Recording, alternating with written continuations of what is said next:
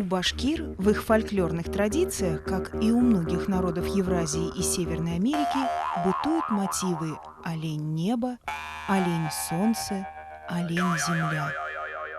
В легенде гайнинских башкир рассказывается, как два охотника, Айна и Гайна, верхом на оленях отправились на охоту в долину реки Тол.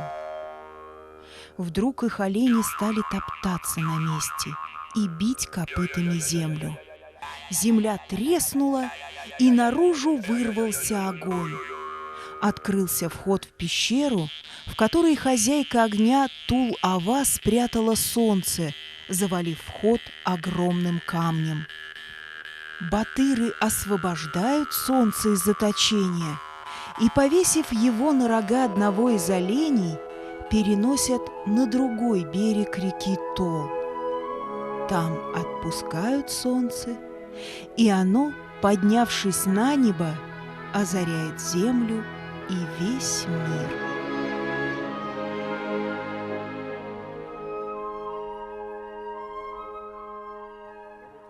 Обширные территории, которые пересекает река Кама в своем среднем течении, долины таких ее левых и правых притоков, как Ачор, Сылва, Тулва, Ирень и многие-многие другие, когда-то заселялись только ганинцами.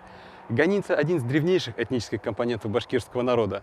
Они участвовали в формировании Башкир, начиная с IX-X веков, и с тех пор являются неразрывной, неотъемлемой ее частью.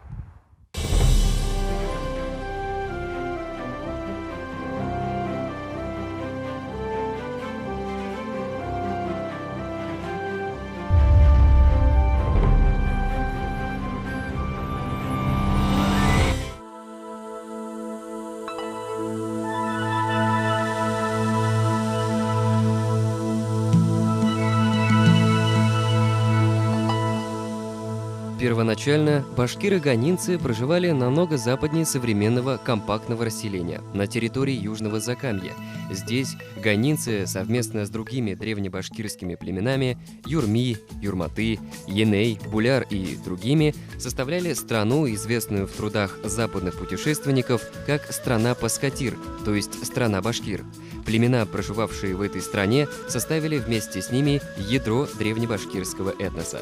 Страна башкир занимала обширные территории, куда включались территории современного Восточного Татарстана, Пермского края, северные половины Башкортостана и Челябинской области. Страна башкир входила в Большую Средневолжскую конфедерацию, которая объединяла народы Средней Волги. Называлась она Волжская Болгария. В Волжскую Болгарию входило несколько народов. Древние башкиры были в ней одним из самых крупных. В конце XII и в XIII-XIV веках ганинцы проникли в Прикамье и стали одной из крупных и многочисленных групп древних башкир. Часть их осталась в Приуралье, другая мигрировала на север, вверх по течению Быстрого Таныха. До последнего времени башкиры и ганинцы Пермского края были одной из наименее изученных в этнографическом, антропологическом, популяционно-генетическом отношении. Самое интересное, что оказалось, вот вопреки всем нашим ожиданиям, мы думали все-таки, что ганинцы, раз живут на самом севере Башкирии, они должны были казаться по отношению к другим группам представителями такой широко распространенной в этом регионе уральской расы, самой древнейшей. Самое интересное оказалось, что основная масса ганинцев, особенно мужская половина, оказалась типично европеоидной. И не просто европеоидной, а европеоидной южного происхождения, которую мы в большинстве случаев охарактеризовали как понтийский тип. Или тип, скажем, среднеазиатского такого междуречия. Если уже подходить к этому конкретно, то возраст этого антропологического типа очень древний. Он возник где-то проник на Южный Урал около 2500 лет тому назад вместе с древними сакко-массагетскими, дахами, даями и другими, скажем так, древними индоевропейскими племенами. Это о чем говорит? Это говорит о том, что как раз происходила миграция, постоянное движение древних скотоводов, заходом в лесные регионы, и были перекрестные браки на местных женщинах уральской расы. Естественно, язык. Поэтому современный язык у них смешан, но преобладают все-таки очень древние элементы, скажем, индоевропейских языков. Это доказали языковеды. Ганинцы являются одними из древнейших племен в составе башкирского народа, которые переселились на север именно в эпоху великого переселения народа. А не тогда, когда где-то вот 11-12 век. Но, возможно, это переселение происходило и позже, со стороны вот Мензели и так далее. Недаром они себя называют мензелинскими башкирами. Или даже еще сами ганинцы называют «Инг буронгу башкирттар». То есть они себя считают древним сын башкирттар или и так далее. То есть со стороны Мензели.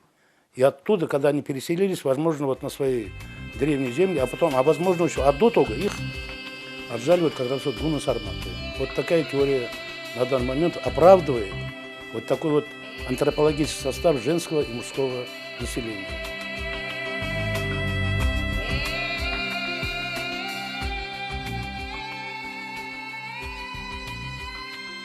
Буквально в 15-20 километрах к югу от Перми расположились села Куяново и башкирское Култаево. Эти села являются самыми северными поселениями, самой северной этнографической группы башкирского народа – гайницев. Гайницы, как и большинство других башкирских племен, имеют сложную структуру. Оно подразделяется на родовые подразделения. Кояново и Башкултаево было основано башкирами-гайницами рода Мул-Гайна. В настоящее время здесь проживает около 1500 башкир. В то же время следует отметить, что во время проведения всероссийской переписи населения 1897 года в этих же селах было учтено 3677 башкир. Я нахожусь на вершине горы Алтын-Тау. У ее подножия расположилось село Башкирское Култаево, не так давно отметившее свое 400-летие.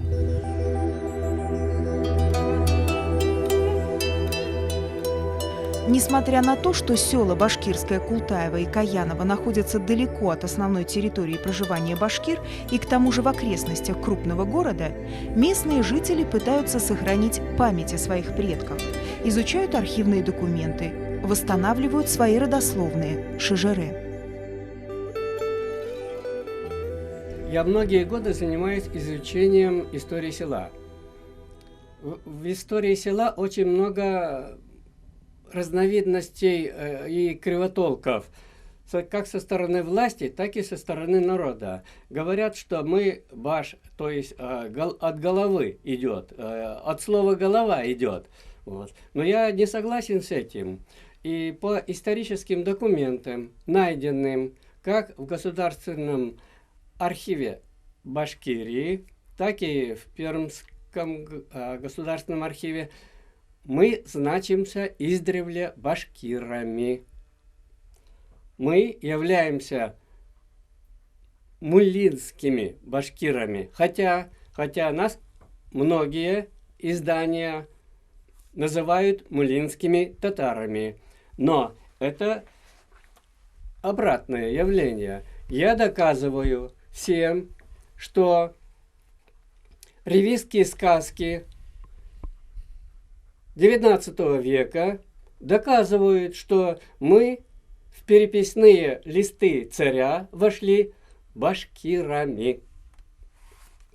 Есть, конечно, не только в Башкирском государственном архиве, но и в Пермском архиве такие документы. Наше село является самым северным башкирским селом.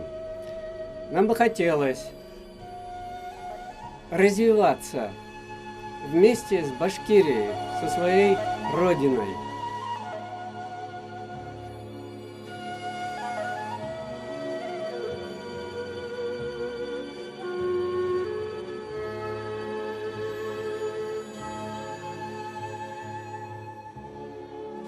В этнографическом аспекте гайнинцы наряду с другими племенами Уран, Балыксы, Ун, Танып составляют основу северных башкир, входящих в северо-западную этнографическую группу башкир. Язык пермских башкир относится к гайнинскому говору, северо-западного диалекта башкирского языка. Однако в связи с преподаванием здесь в школе татарского языка речь жителей стала постепенно похожей на татарский. Менә безнең авылыбыз Башкултай авылы дип атала. Биредә инде башкортлар яши. Шуңа карамастан без башкорт телен белмибез. Татарстаннан безгә татар артистлары, сәнгать эшчәннәре килеп торалар. Менә күптән түгел генә килеп киттеләр бездә целый коллектив, очрашу булдылар белән, татар язучылары, татар шагыйрьләре. Нишләптер Башкортстанныкын бер тапкыр да күргәне юк, килгәннәре дә юк безгә алар. Алар безнең бар икәнен дә белмиләрдер. Теге Перем ягында башкорт авылы бар икәнне. Әйтәм бит, бер генә тапкыр башкорт коллективын, башкорт концертын карадык. Китаплар бездә, китаплар да юк. Бар да китаплар безнең, учебниклар, дәреслекләр дә, китаплар да бар да татар телендә. Башкорт телендә бер нәрсә дә юк бездә. Бер башкорт әкиятләре биккән бер китап бар безнең библиотекада. Әгәр дә Башкортстанның артистлары, Башкортстанныкы мәгариф эшчәннәре онытмасалар безне, менә шулай Татарстандагы кебек безгә аудиокассеталар, видеокассеталар җибәрсәләр, литература җибәрсәләр, без дә үз телебезне, үз гореф-гадәтләребезне онытмабыз. Безне онытмасыннар, белсеннәр, Перем ягында башкорт авылы, башкорт халкы яшәгәнне.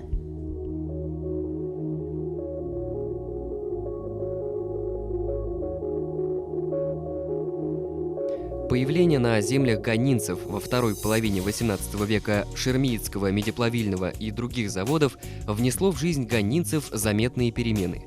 Труд башкир стал широко использоваться при разработке медных рудников. В ходе освоения недр среди северных башкир выделились группы состоятельных рудопромышленников, которые поставляли по контрактам руду с собственных рудников на частные и казенные медиплавильные заводы. Всего в 1773 году в Ганинской волости было зарегистрировано 360 башкир-рудопромышленников. Некоторые из них сконцентрировали в своих руках значительный капитал – десятки тысяч рублей, полученных от реализации руды. Широкую известность получил как рудопромышленник и меценат уроженец деревни Каяново Исмаил Тасимов, пожертвовавший крупную сумму на создание в Петербурге горного училища, будущего горного института.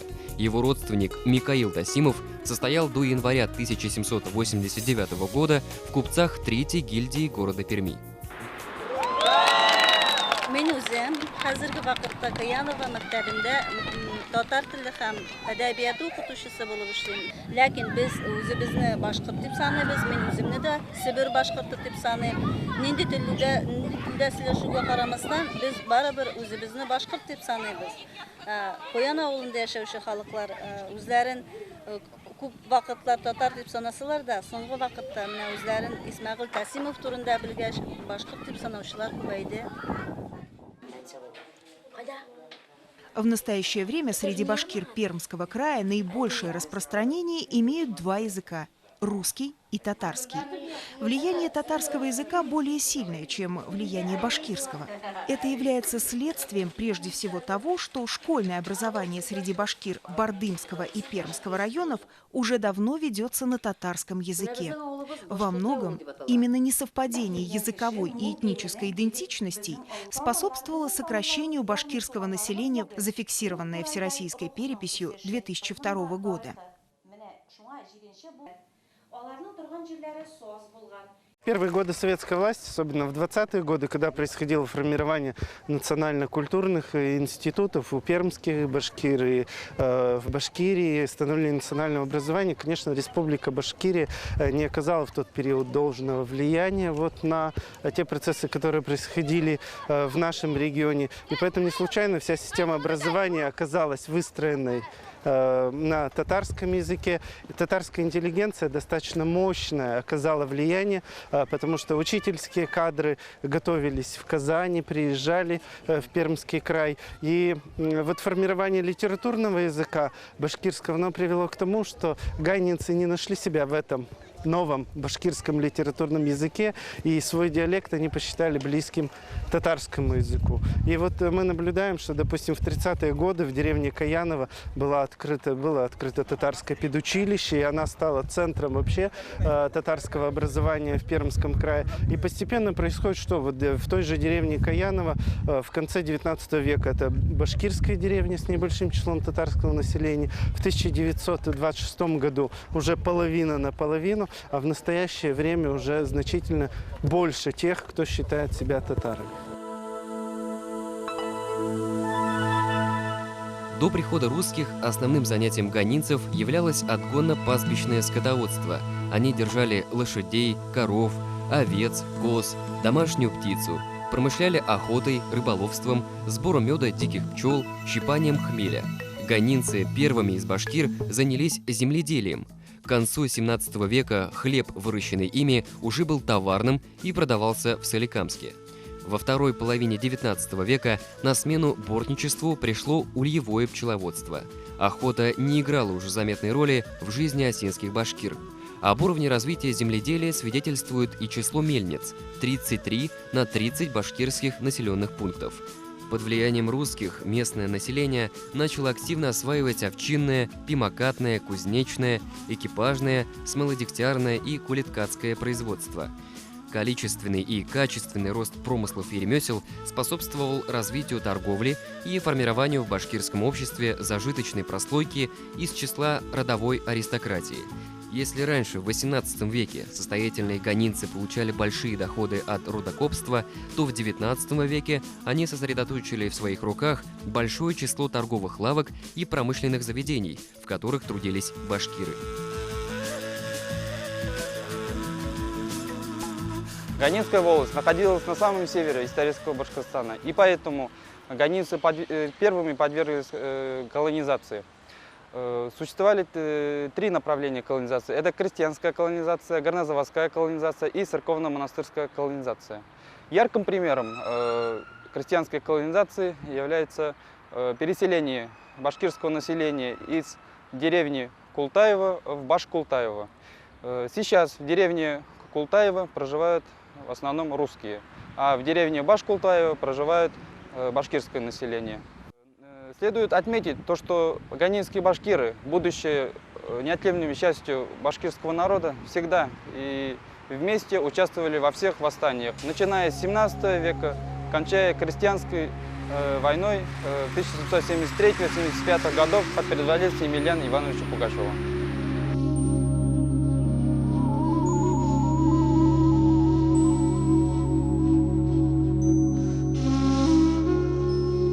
После бурных событий 17 и особенно 18 столетий произошли существенные сокращения вотчинных земель ганинцев, и они были вынуждены сконцентрироваться в основном в бассейне реки Тува и ее притоков. Это территория современного Бардамского района Пермского края.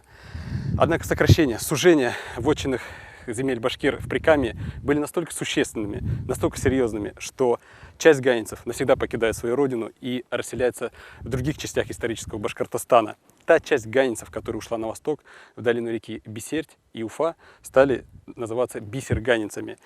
Потомки ганинцев проживают также на севере современной республики Башкортостан. Это такие районы, как Аскинский, Бураевский, Татышлинский и другие районы. Часть ганинцев ушла далеко на юг Башкортостана, в верховье реки Дема. Это ныне Мякинский и Альшеевский районы республики Башкортостан.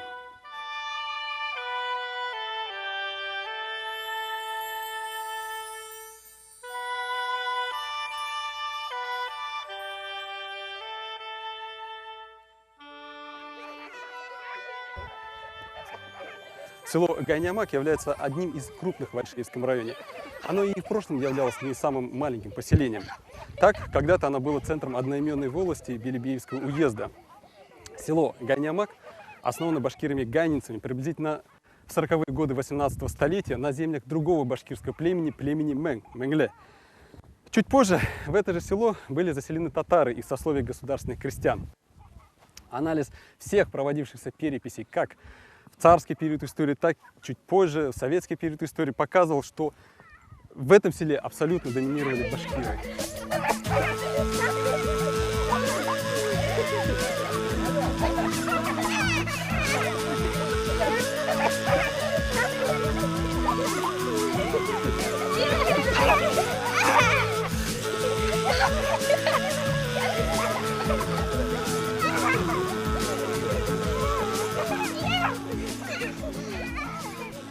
Село основано, как это подтверждается архивными данными, в мае 1743 года башкирами-гайнинцами из деревень Каян, Елпачиха, Сараш и Шим. Сохранились письменный договор о припуске между гайнинцами, Ямак Тайчинов с товарищами, и Илькуль-минцами, Ильчигул Таймасов, Балгазы Кайгулов, Балта Алдаров, Чаплык Исмагилов и Ишкильды Чураев. Чуть позже в деревню на основе договора были припущены и татары из сословия государственных крестьян. При проведении ревизии 1795 года в деревне было 43 хозяйства и 220 жителей башкир.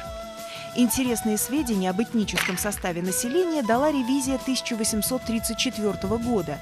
Тогда в деревне было взято на учет 658 башкир-припущенников. Кроме них в деревне проживали ясачные татары, 80 человек, и 7 типтярей. В 1902 году село, тогда центр одноименной волости Белебеевского уезда, состояло из 340 дворов, в которых проживало 1388 жителей-припущенников. Всесоюзные переписи населения учитывали жителей села башкирами. В 1920 году 2212 башкир, в 1959 году 1581 башкир. На этом фоне странным выглядят лишь результаты переписи 1989 года, обнаружившие здесь татар как преобладающую национальность. Hozir sizning ig'tiboringizni Minamandagi matun burungi ko'lmaklarga tushiring. Mana bu ko'lmaklar burungi xotin-qizlar kiygan. Ular bu shigilib ishlagan, ana bizning kortneylar ishlagan. Bu ko'lmakni burungida kiyib yurganlar.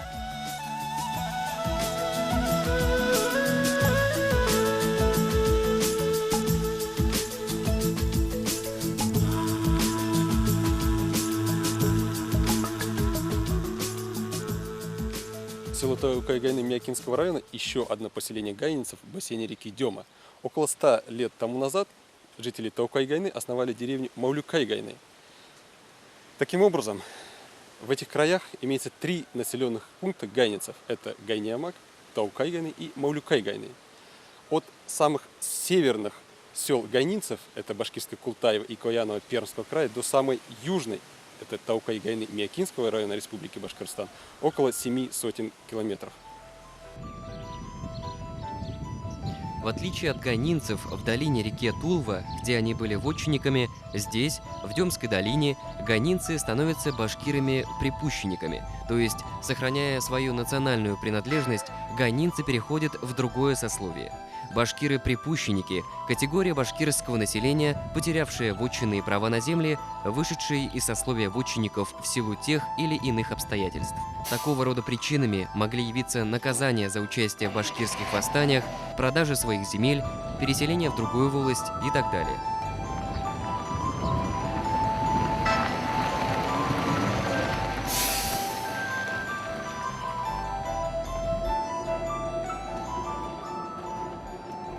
Деревня Таукай-Гайны основана около 1750 года. Когда-то относительно крупное село, сейчас население Таукай-Гайны сильно уменьшилось. И если в 1834 году здесь проживало 370 башкир-припущенников, в 1859 году 611 башкир-припущенников, в 2002 году учтено всего 223 жителя. В настоящее время в деревне только начальная школа. Біздің ауыл зор болған, кәмейінде, қазір өзіміздің алынша көп айтасыз келе, кішілер көп айсын деп, балалар көбірек тусын деп. Оқуны біткәш, мұнда туған ауылыма қайтып, өзімнің ауылдың кішілерін көтертіп, өзім де шул ауылда яшарға тілер едім.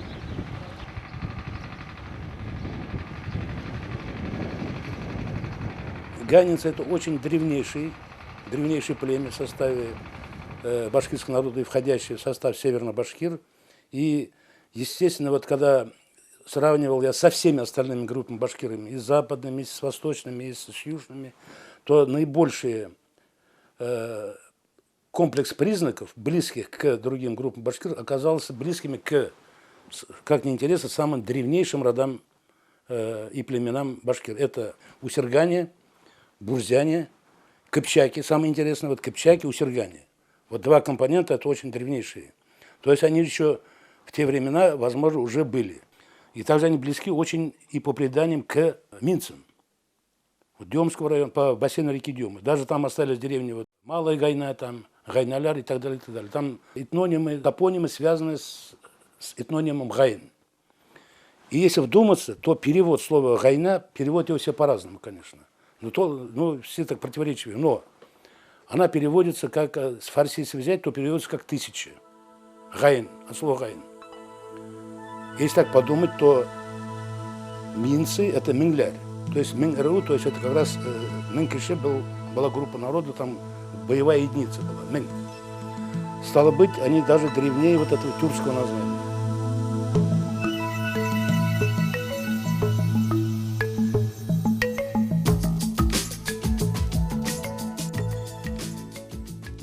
Большая часть башкир-ганинцев проживает в бассейне реки Тулва, где в 1924 году был образован Красноярский, позднее переименованный в Бардымский район.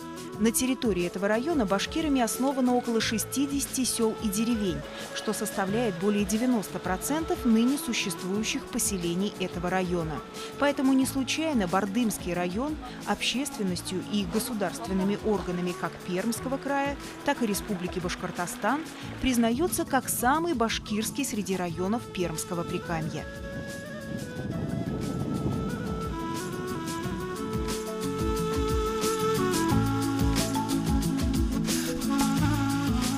Пожалуй, самым неординарным представителем башкир-ганинской волости Осинской дороги в XVIII веке был Туктамыш Ишбулатов, уроженец села Барда.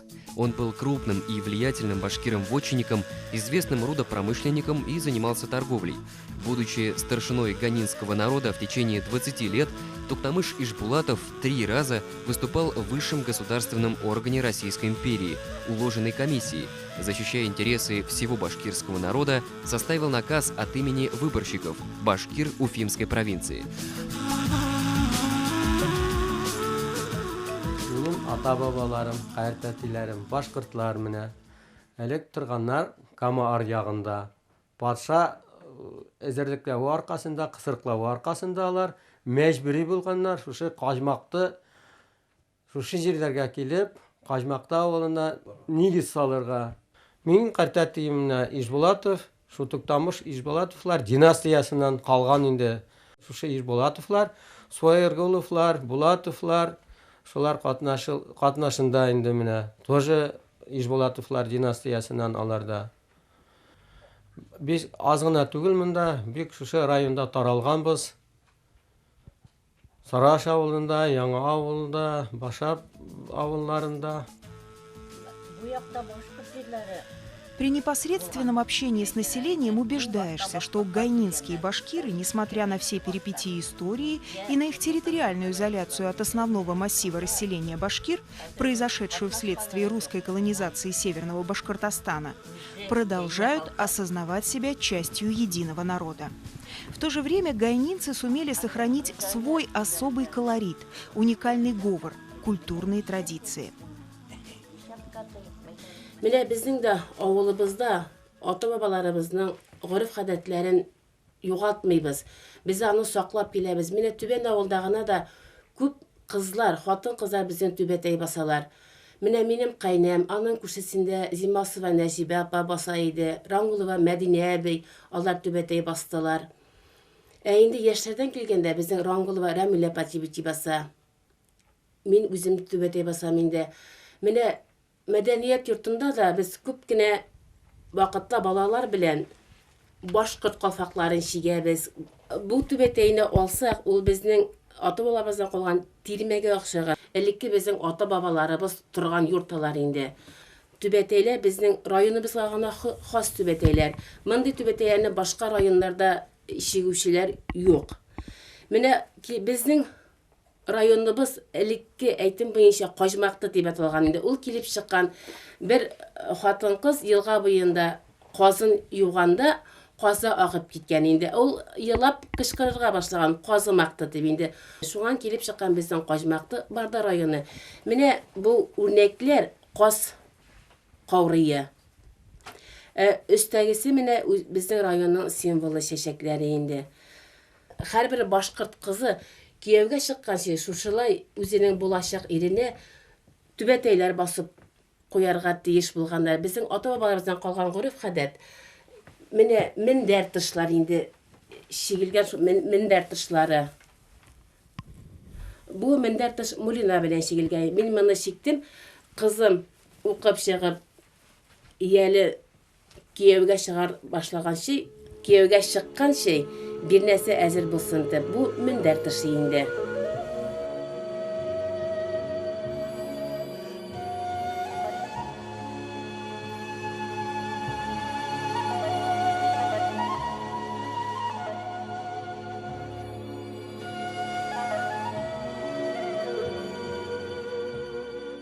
Деревня Ишим возникла между третьим 1762 и четвертым 1783 года ревизиями.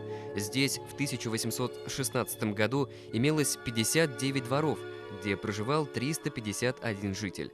Последующие ревизии населения фиксировали постепенный рост численности и дворов, и жителей деревни. Неизменным оставался его этнический состав. Все башкиры-вотчинники. Максимальное количество жителей было зафиксировано советской переписью 1963 года – 807 жителей. К сожалению, в последующие годы население села сократилось. Сейчас здесь проживает чуть более 500 человек. Мин үземне башкорт дип саныйм. Минең нәселем башкорт, ике яклап та, әти яктан да, әни яктан да. Минем абыем университетта укыган вакытта дипломны яшәйтеп, үзебезнең Гәйнә башкортларның сөйләме буенча сүзлек туплады. Һәм без аны кая барсак та, кемдән нинди сүз ишетсәк тә, миндә булышты, миндә аны бу эшенә. Нинди сүз ишетеп калабыз, аны язабыз, язып алып калабыз.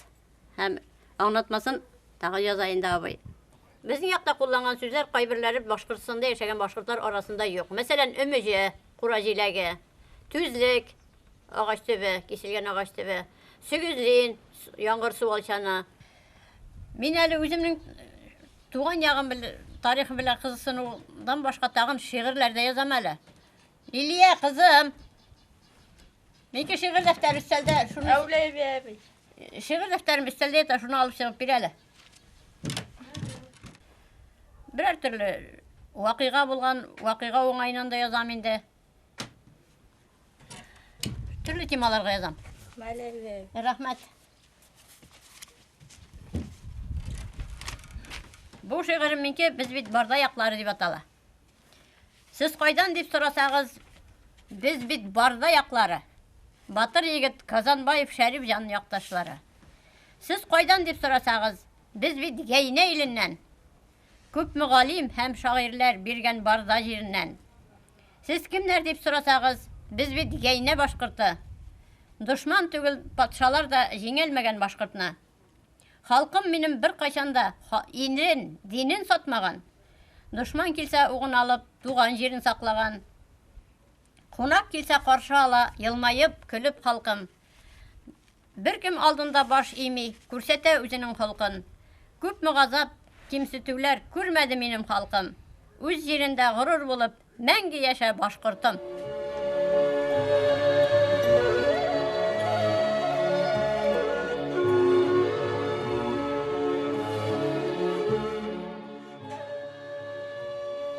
В основе разделения территории исторического Башкортостана лежал родоплеменной принцип. По этой причине на землях расселения гайнинцев, которые они закрепили за собой по царским грамотам, образовалась Гайнинская волость. В последующий период истории эта волость была разделена на 3 территориальные волости – Гайнинско-Елпачихинская, Гайнинско-Бардымская и Сарашинская, с соответствующими объединениями северных, центральных и южных деревень вокруг новых административных центров. Село Сараши относится к числу старейших поселений гайнинцев, ему не менее 350 лет. В архивах хранится масса документов, свидетельствующих об активном участии жителей этого села в башкирских восстаниях в крестьянской войне 1773-75 годов. Известно, что 16 бригадиров в отряде Салавата Юлаева были гайнинцами.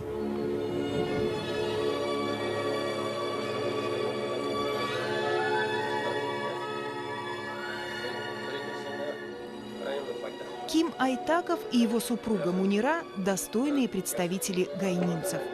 Они создали свою семью почти полвека тому назад. У них сейчас 17 внуков и внучек. Представителей этого рода можно найти едва ли не во всех селах и деревнях Бардымского района. Мунира Айтакова ткет паласы, Ким Айтаков – потомственный мастер по дереву. Сейчас, когда есть время, делает красивые наличники для домов односельчан.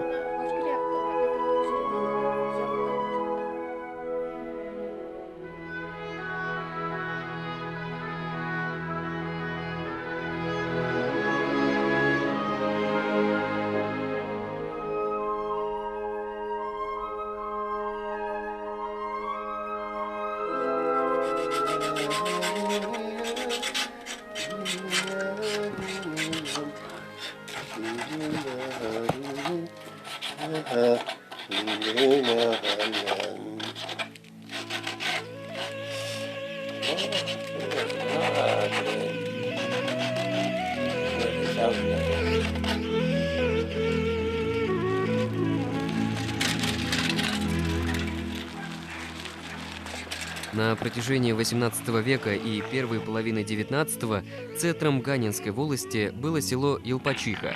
С конца XVIII века здесь размещались управления первого башкирского кантона и первого юрта. Елпачиха, к тому же, один из крупнейших башкирских аулов. Например, в 1859 году оно состояло из 252 дворов, и здесь проживало 1500 башкир-ганинцев. Пик численности населения этого села пришелся на 1926 год. Тогда здесь было учтено 2160 жителей.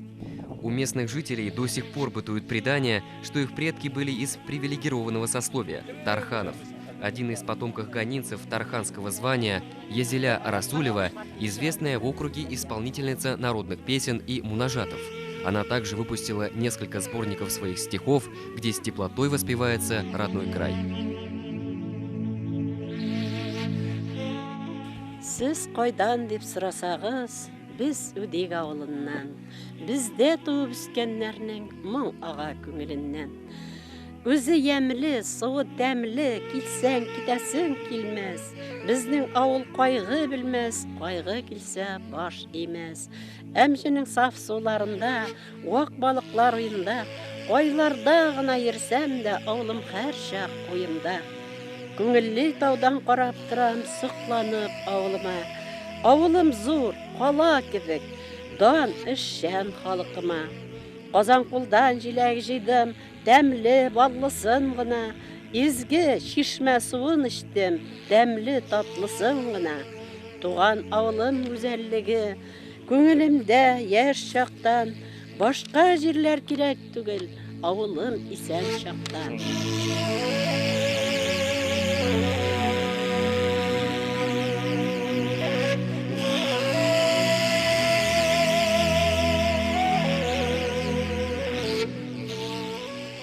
Деревня Танып была основана более 300 лет назад на вотчинной земле Башкир-Кыр или внешне Таныпской волости. Отсюда и название поселения, то есть от этнонима Танып. Деревня Танып – ныне этнически смешанное поселение.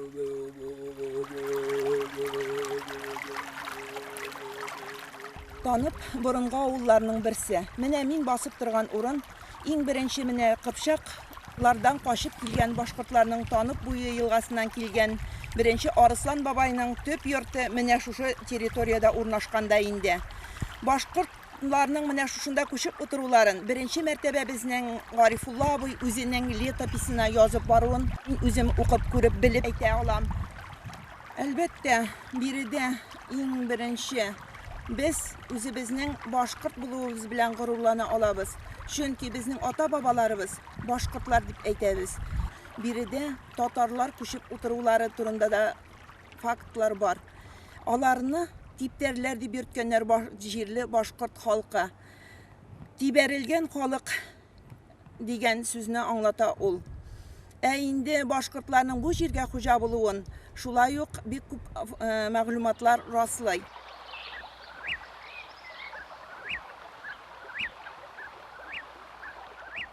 Әлиб кәсе, қая киткәнен кәсе, қайынлыққа жиләккә, дәвәнигә бүләккә. Koyunlukka jileke deveniye büleke. Yokla yokla sin balam, sine selige salam. Sine selige salgaş, özüm yanında kalam. Sine selige salgaş, özüm yanında kalam. Yokla yoklayım gözüm, yoklayım yıldızım. Kişin oynap yürüysün de yoklamışsın gündüzün. Kişin oynap yürüysün de yoklamışsın gündüzün.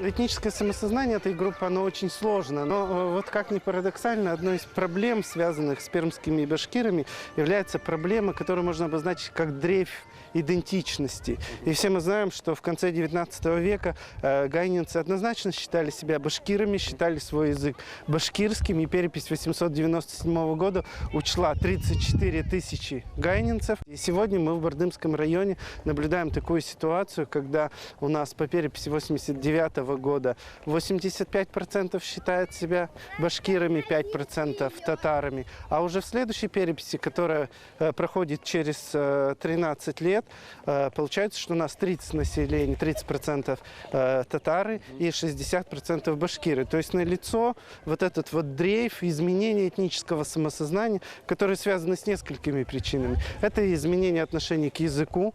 Сегодня все гайнинцы считают, что они разговаривают на татарском языке. Это изменение как бы вот вотчинного права, то есть этничность очень сильно держалась в 19 веке, в том числе и на правах вотчинников, что исчезло уже в последующие периоды.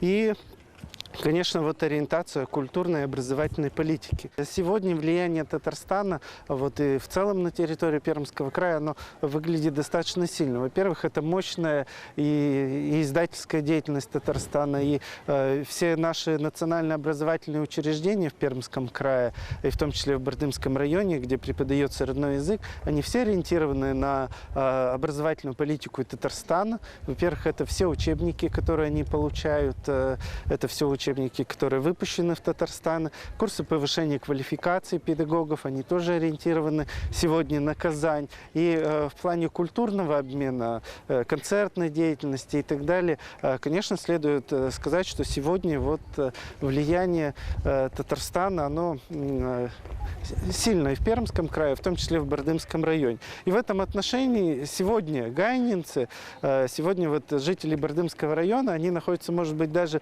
в более выгодном положении, потому что они имеют как бы выбор. То есть они могут выбрать, и они имеют два культурных ресурса, которыми они активно пользуются.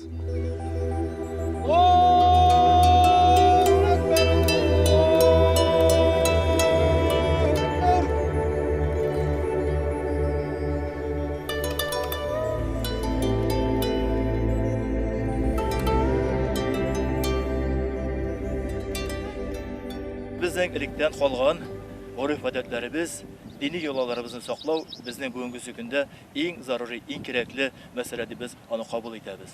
Durustdan da bizning ilikdan boshqurt xalqlari dinni bek nih hurmat eta turgan bo'lganlar. O'sha dinni saqlab qana bizning millatimiz, tilimiz, urf-odatlarimiz saqlanib qolgan. Гаинский башкир, он никогда не был захватником. Он всегда защищал, охранял, оберегал. Вот как гусь он охраняет, оберегает своих гусят, точно так же крыльями защищает. И считаю, что и в будущем, и в настоящее время, и в будущем гаинские башкиры всегда будут охранять, оберегать свои народы, своих людей и свою территорию.